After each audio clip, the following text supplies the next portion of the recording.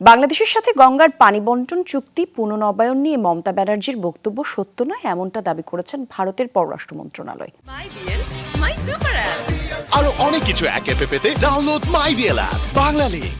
জানান, এই চুক্তি গঠনের জন্য সব অংশীদারদের নিয়ে গঠন করা হয়েছে অভ্যন্তরীণ কমিটি, যার সব বৈঠকেই অংশ নিয়েছেন পশ্চিমবঙ্গ সরকার।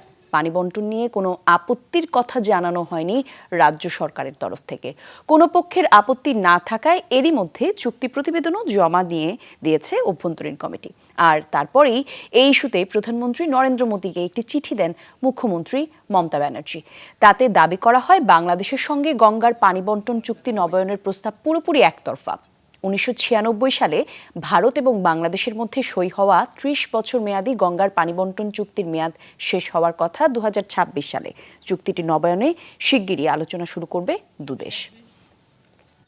The West Bengal government has been attending these meetings regularly. 2026 সাল পর্যন্ত যে গঙ্গা পানি বন্টন চুক্তি রয়েছে সেটি নবায়নের কার্যক্রম চলছে। বিষয়টি এগিয়ে নিতে গঠন করা হয়েছে অভ্যন্তরীণ কমিটিও। সেখানে পশ্চিমবঙ্গ রাজ্য সরকার সহ গঙ্গার সব অংশীদাররা রয়েছে। এমনকি আগাগোড়া সবগুলো বৈঠকে রাজ্য প্রশাসন অংশ নিয়েছে। 5 এপ্রিল সব শেষ, তারা সুপেয় পানি এবং শিল্প খাতে ব্যবহার্য পানির ব্যাপারে করে পর্যবেক্ষণও দিয়েছে। And which is presently under examination by the relevant ministry.